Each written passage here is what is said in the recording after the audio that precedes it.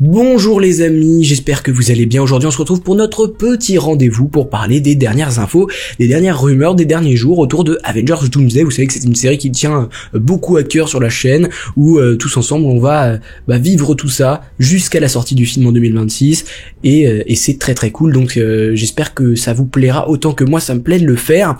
Et là on a vraiment c'est très riche ce qu'on va avoir aujourd'hui autour de Avengers Doomsday. Il y a eu beaucoup de trucs, notamment sur des personnages, le rôle de personnages, le retour de personnages, l'évolution de certains personnages. Là, pour le coup, on a vraiment beaucoup de choses à dire, donc on va commencer sans plus tarder. Et n'hésitez pas à donner de la force à cette vidéo, car ma chaîne est démonétisée, et ça va être difficile de la faire prospérer, on dira. Alors, voici déjà la première chose. Alors celle-là, je l'avais pas vu passer, donc ça date du 27 octobre. C'est assez vieux finalement, mais c'est plus qu'intéressant. Alors selon Daniel RPK, ce fameux scooper qui est souvent très très fiable, qui a souvent raison mine de rien, donc que moi je crois à 100% dans ce qu'il nous raconte, Marvel Studios veut que Gwyneth Paltrow reprenne le rôle de Pepper Potts dans Avengers Doomsday et Avengers Secret Wars. Ça peut paraître pas ouf, mais c'est quand même très symbolique, parce que Gwyneth Paltrow, le personnage qu'elle interprète, Pepper, c'est la représentation de la famille de Tony Stark dans le MCU Tony Stark Iron Man. C'est d'abord sa femme, après avoir été le premier love interest du personnage dans le MCU, c'est devenu progressivement son grand amour, sa femme, et puis la mère de sa fille, Morgan Stark, dans Avengers Endgame.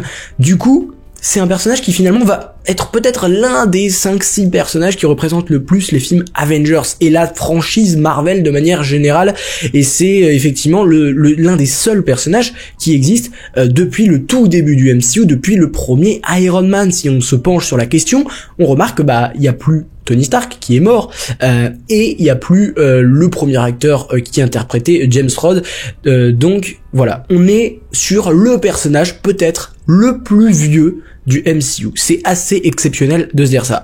Mais c'est pas tout. Dans le film, on le sait, Robert Downey Jr. reviendra pour jouer pas Tony Stark justement, mais pour jouer Victor Von Doom, pour jouer Dr Fatalis, pour jouer Dr Doom. Et donc ce qui va être très intéressant, c'est que là il va revenir en tant que version sûrement du multivers, peut-être de l'univers des 4 Fantastiques, pour être le grand antagoniste. Alors même si on sait pas vraiment si ça va être le maître du mal, une personne très malveillante, ou alors justement que ça va être lui le héros du film, c'est lui qui a les bonnes intentions mais que les Avengers ne sont pas d'accord avec lui, et c'est donc ça qui va faire un petit peu le rapport de force de Doomsday.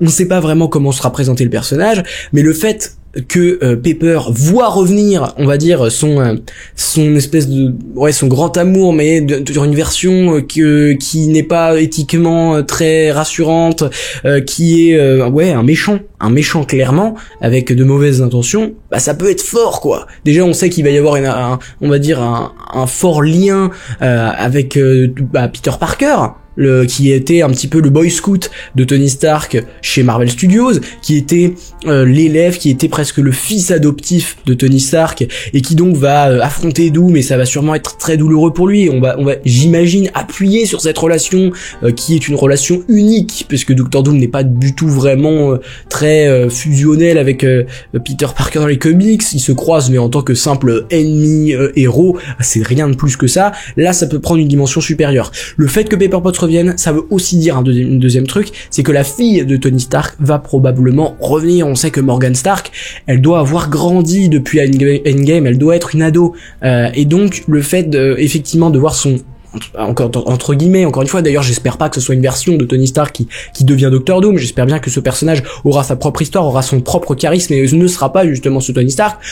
Mais le fait d'exploiter le multivers en se disant lui c'est mon père, mais version full malveillante, effectivement ça peut être de l'émotion, ça peut pour Morgan Stark un déchirement, ça peut être quelque chose d'exceptionnel, en tout cas pour le spectateur, de voir comment est-ce que par exemple nous on pourrait réagir si nos proches revenaient mais d'un autre univers, en étant les pires êtres possibles, et que qui mènerait à la fin du multivers, qui mènerait à la fin de son existence. Enfin, ça peut être quelque chose de bouleversant, et c'est ça que moi j'attends. Donc en partie le fait que Pepper Potts revienne, c'est assez spécial, puisque elle n'est pas revenue depuis Endgame, elle était un peu le dernier symbole de ce legacy d'Iron Man, de cette saga de l'infini. C'était elle qui représentait encore la saga de l'infini depuis le début, on la voyait plus, donc on avait dit aussi, bah voilà, on est passé à autre chose, on a tourné une nouvelle page.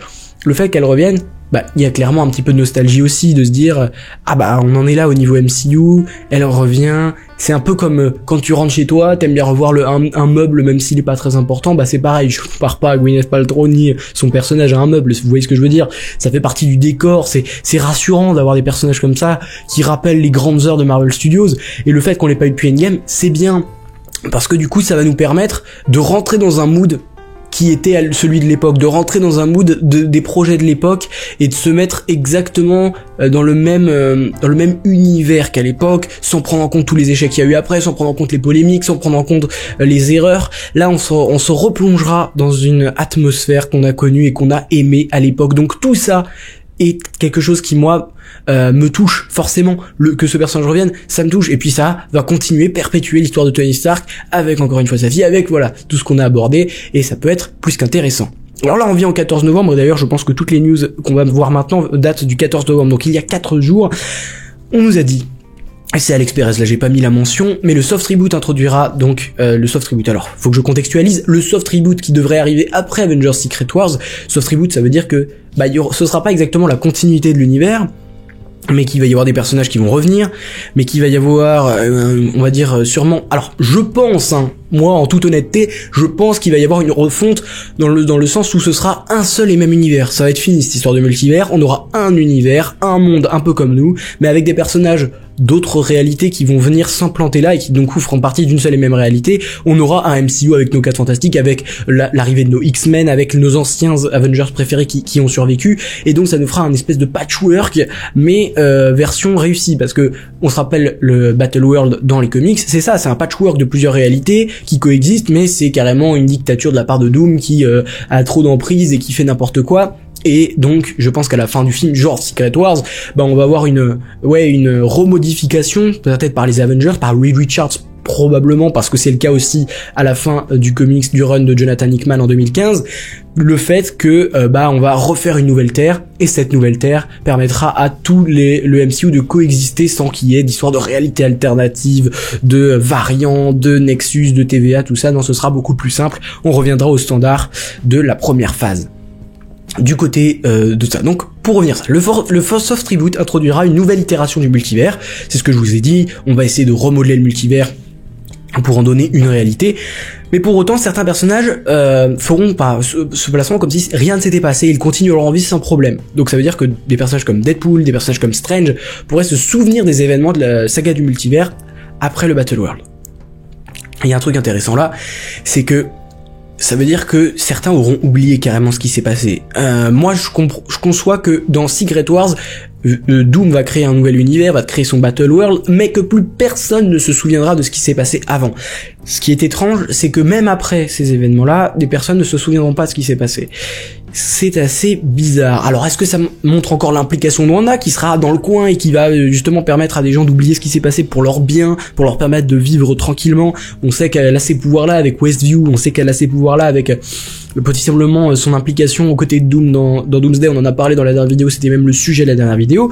Donc tout ça, c'est très intéressant. Ça montre aussi que des personnages comme Strange et Deadpool continueront à être les têtes pensantes du MCU, même après coup. Ce qui est un peu décevant, parce que moi je m'attendais vraiment à un renouveau complet, basé sur les X-Men et les 4 Fantastiques, qu'on aille de l'avant, peut-être avec le nouveau Captain America, peut-être avec des choses comme ça, mais on va pas partir là-dessus. Et c'est pas très grave parce que il faut quand même, on va pas repartir sur une page blanche, il faut des personnages qui ont quand même du vécu, qu'on connaît et qui vont nous rassurer, comme je vous l'ai dit tout à l'heure. Il y a ce côté, tu retrouves des cadres qui te rappellent quelque chose, qui te rappellent des standards de réussite, et oui, ça fait plaisir.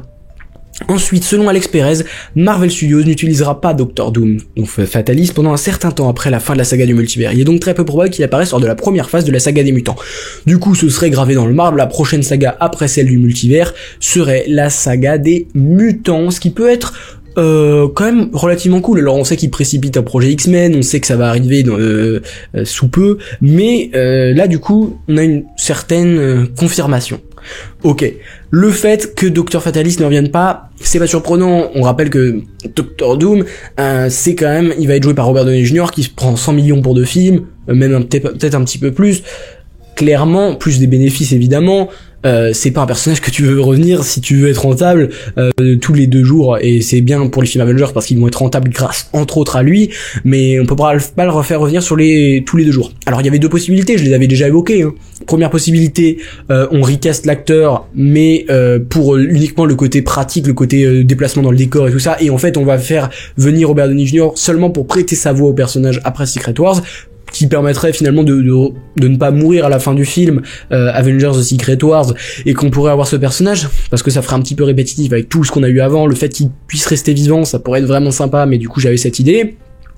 Et deuxième chose, qu'on recast carrément le personnage et qu'il ait une voix un peu robotique, on voit pas beaucoup la différence, ça c'était le premier choix, et le deuxième choix c'est carrément de le laisser un petit peu de côté, ce personnage, il est dans l'ombre, il est dans sa Latverie, il est reculé, il a perdu et il est désemparé, et dès qu'il y a un nouveau gros event, il fait son retour, on a le retour de Robert Downey Jr. en Docteur Doom, et comme ça on peut l'avoir assez régulièrement, mais assez rarement. Ce seraient les 2 possibilités, je sais pas laquelle je crois, pour l'instant je crois rien du tout, on sait même pas ce qui va se passer à la fin de Secret Wars, je pense que même le film n'est pas encore réellement écrit, donc je vais pas m'avancer là-dessus. Et pour le coup, c'est pas très surprenant qu'on ne le revoie pas, je vous en ai expliqué les raisons. Selon Alex Perez, Avengers Doomsday montrera Smart Hulk se transformer en Maestro, donc Smart Hulk, la version Prof Hulk en France, en français, qui est cette espèce d'Hulk un peu hybride avec le côté Bruce Banner, le côté Hulk, mais qui du coup est un peu le meilleur des 2 mondes. Moi, pour moi, c'est le pire des 2 mondes. C'est-à-dire qu'on n'a pas la rage brute de Hulk qui fait quand même son charme, et on n'a pas le côté un petit peu faible de Banner qui fait aussi toute l'authenticité du personnage. Donc ce qui fait qu'aujourd'hui dans le MCU, Hulk c'est clairement raté. Alors raté, c'est pas vraiment le cas, mais quand on voit dans She-Hulk par exemple, limite il existe plus dans ce film, dans le MCU pardon, et limite il revient plus, c'est plus choquant, alors que c'est censé être déjà l'un des personnages les plus populaires côté Marvel, mais également un personnage qui est hyper puissant. Enfin, je sais pas si vous vous souvenez, mais dans Avengers, c'est quand même, on a un Hulk, c'est lui de base le plus puissant des Avengers, c'est lui qui permet aussi à l'équipe de subvenir à ses besoins, de subsister face à l'ennemi, face à des grandes menaces, et c'est devenu le mec le plus inutile. Parce qu'aujourd'hui, t'as des personnages cheatés, aujourd'hui t'as des personnages comme Gaïa dans Secret Invasion qui a les pouvoirs combinés de l'Abomination, de tous les gens qui étaient sur la bataille finale de Endgame, t'as des Hulk rouges, t'as des gens mais qui ont des pouvoirs mais totalement démesurés, on va avoir Sentry, on va avoir, mais voilà, aujourd'hui, quelle est l'utilité d'un Hulk, tu vois, et surtout un Hulk qui est à moitié bon, qui est juste, c'est juste Banner avec des muscles, quoi, donc moi c'est vraiment pas ce qui m'intéresse. Après, donnez votre avis, peut-être que vous avez surkiffé Prof Hulk de tous les projets où il est apparu et que vous êtes un grand fan de cette itération. Ce n'est pas mon cas, vous l'avez bien compris, et pour moi il est inutile. Du coup, le faire revenir, et c'est plus ou moins confirmé officiellement qu'il va revenir dans le film, c'est aussi logique parce que c'est un des anciens Avengers, que tu vas pas te passer de l'un des héros de la franchise, parce que les gens, pour eux c'est pas le énième film du MCU, pour eux c'est le Avenger suivant, et Avenger suivant, l'un des principaux Original Six, les 6 premiers héros de les Avengers, t'as encore Hawkeye, Clint Barton, qui lui justement va sûrement pas faire long feu dans les films Avengers, t'as Thor et t'as Hulk, pour moi qui survivront pas, parce que déjà ils devaient pas, à l'origine, Kevin Feige voulait que tous les Avengers meurent dans Endgame, ça n'a pas été le cas. Mais vous avez compris là où je veux en venir.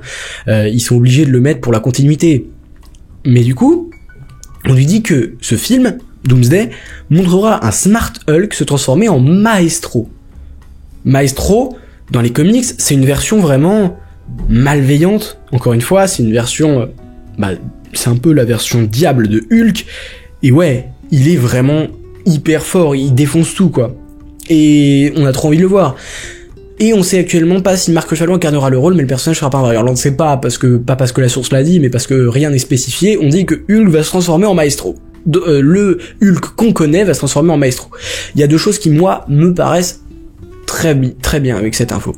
La première chose qui, moi, me rassure, c'est qu'on va pas avoir juste le Smart Hulk qui va revenir et qu'on va voir crever dans les 4 premières minutes et que ça va être fou. Non, on va au moins avoir une version de retour un petit peu enragée, avec un côté peut-être barbe un petit peu old school, un petit peu Old Man Logan version Hulk, qui est pour moi quelque chose de assez sympathique. Mais vraiment on veut ça, parce que là même Hulk qui a beaucoup changé d'apparence entre les films, on a quand même besoin d'un changement changements encore, mais on a surtout besoin qu'il revienne à son prime, et pour l'instant c'est pas le cas, donc il faut une bonne raison de le faire revenir, parce que pour l'instant ça sert vraiment à rien de le faire revenir, et c'est pas une aide si précieuse que ça, mais si tu le fais revenir version vraiment hyper puissante, et aussi badass, bah ouais, là direct je signe, et je signe 3 fois, parce que on a besoin d'un retour d'un personnage comme ça, et on a besoin même qu'il ait un grand rôle, parce qu'au final dans Endgame et dans les films précédents, c'est pas un film c'est pas un personnage un character qui a le rôle qu'il mérite. C'est un personnage qui est clairement mis au second plan dans les films Avengers, et c'était entre autres à cause du fait que c'était comme cast, c'était la Paramount qui possédait les droits. C'est un peu plus compliqué que ça parce qu'il y a Universal, c'est surtout Universal, même si Paramount détenait les droits de distribution. Enfin, c'est compliqué, mais Hulk avait pas le droit d'être dans un film solo, quoi. Il avait pas le droit de prendre trop d'importance parce que sinon il y avait des problèmes de droits d'auteur. Et Disney du coup l'a mis vraiment en recul. Là peut-être il y avait certaines fuites, alors c'est pas forcément des fuites, mais certains bruits de couloir disaient que les droits étaient revenus à Marvel, entre autres avec les droits de Namor, hein, qui lui aussi appartient au même groupe. Mais ouais, là franchement c'est quelque chose qui me plaît beaucoup. Et enfin, alors non, pas enfin, parce qu'on va revenir aussi sur Doctor Strange. Mais selon Daniel RPK, Marvel cherchera un enfant entre 10 et 13 ans pour interpréter Franklin Richards dans Avengers Doomsday, alors que dans le film Fantastic Four First Steps, Franklin aura 4 ans. Ça c'est plutôt intéressant. Pourquoi ? Parce que ce n'est pas du fanservice. On sait, et on a reproché à Marvel de faire beaucoup de fanservice. Le fait de faire revenir Robert Downey Jr. en Doctor Doom, c'est du fanservice. Le fait de faire revenir Deadpool, joué par Ryan Reynolds, Hugh Jackman encore, c'est du fanservice. Et on marche. Pour moi, c'est plus la saga du fanservice. Parce que là, aujourd'hui, les films qui marchent, c'est les films, malheureusement, et je dirais inéluctablement, et je dirais même fatalement, pour pas faire écho à Fatalis, c'est le fanservice qui marche. Sauf que faire revenir Franklin Richards, les gens s'en foutent vraiment. Si tu fais un film et que tu veux que baser ton succès sur le fanservice, bah pas besoin de mettre Franklin. Et c'est là où ça va devenir pour moi un coup de génie. S'il lit le film Fantastic Four, qui sera un film qualitatif à ce film-là, en plus de mettre un personnage qui n'est pas forcément bankable à l'histoire, ça veut dire que ouais, t'as une idée quoi. Alors que Franklin Richards, rappelons que il devient dans le MCU, enfin pas dans le MCU, dans l'univers des comics, il devient la nouvelle itération du multivers. Il se sacrifie pour permettre au multivers de subsister et prend le pouvoir de Galactus. C'est quelqu'un qui a beaucoup d'importance. C'est un monsieur Franklin Richards dans les comics. Il devient même plus important que l'équipe des 4 Fantastiques à terme, avec des pouvoirs surpuissants. C'est vraiment quelqu'un qu'il faut pas énerver quoi. Donc oui, le fait que Franklin Richards soit là, c'est sympa. Il y a un deuxième truc qui me paraît étrange, c'est qu'il aura 4 ans dans Fantastic Four First Steps et 10 et 13 ans dans Doomsday. Ça veut dire que, soit pour moi, Fantastic Four se passe sur plusieurs années et que donc on voit Franklin grandir, soit ça fait entre les événements du film 4 Fantastiques et les événements de Doomsday, il se passe 10 ans, soit c'est, ils sont piégés dans le temps, soit ils arrivent pas à temps, soit il se passe vraiment, il y a le temps qui s'écoule beaucoup trop vite, dans Doomsday, enfin voilà, il y a plein de possibilités pour lesquelles Franklin Richards a grandi assez vite. D'ailleurs, il recherche un acteur entre 10 et 13 ans.